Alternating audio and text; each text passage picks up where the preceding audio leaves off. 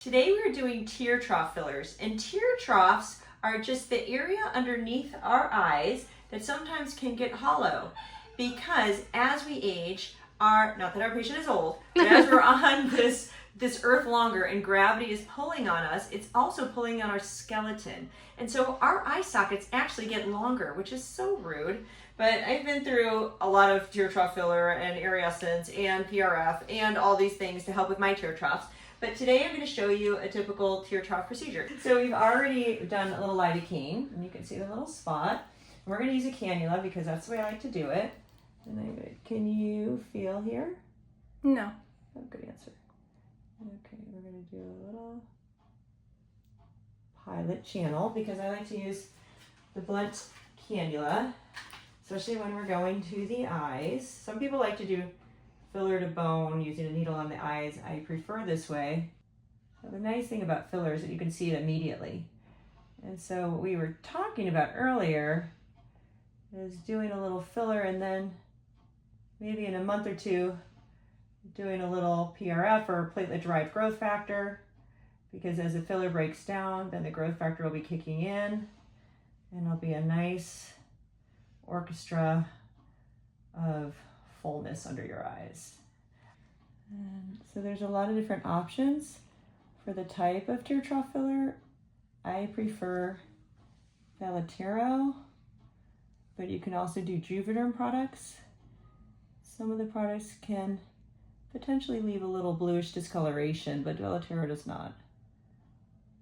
So that's why we choose it. And then people get these dark circles, not that you have dark circles, but people get dark circles that bother them because the skin there is real thin, and then you can basically see the vasculature underneath. So we just want to get the skin away from the vessels as much as possible. So that's why tear trough filler works for helping brighten. Beautiful. You okay? Yeah. Awesome. And so this should last you a year. Sometimes it can last longer just because you're not going to really move this area very much. You know, people, you smile and stuff, but you don't move it. Okay, I'm going to go out a little lateral too. Let's go. When people have big bags underneath their eyes, though, we don't want to do tear trough filler. And if you notice swelling, you can use antihistamine. That can help because sometimes the little fat pads under your eyes get mad because we're using the cannula. And you can use a little antihistamine to help calm them down. We're going to do the other side. Make our channel so we can get our cannula through. And beautiful. Sometimes people get a little lightheaded and dizzy, so if that happens, just let me know. But it's not uncommon when we're using a cannula up in this area, or a cannula for really anything. And yep, perfect. After you get the results that you want immediately with the filler, then in 2 or 3 months you can come and do platelets, either Essence or PRF. Because what platelets will do is they'll recruit stem cells over, they'll become brand new fibroblasts, which will become brand new collagen, elastin, and fibrin. So as the filler breaks down, the stem cells are making new collagen, elastin, and fibrin for you. So as the filler breaks down, you're making your own natural collagen, elastin, and fibrin, so it looks good for even longer. And as soon as there's lidocaine over here, which is as soon as I get a little filler that has a little lidocaine, it makes everything better. You okay? Mm-hmm. All right.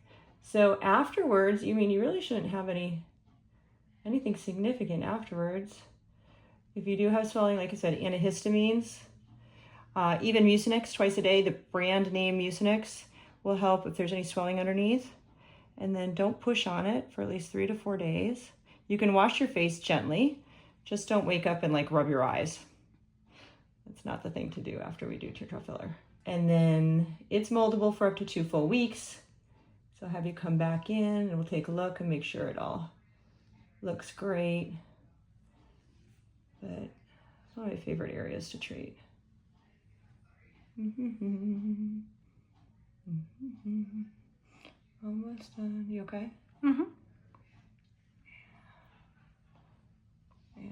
And I only like to do just 1 syringe at a time, just because there's a duct that if you put too much filler in around the tear troughs at one time, then it can get a little clogged, a little compressed on the outside. So if we needed a second syringe, we would do it in about 2 weeks to 4 weeks. But I don't think you're gonna need another one. That looks really pretty so far. Almost done. You okay? Mm-hmm. There we go.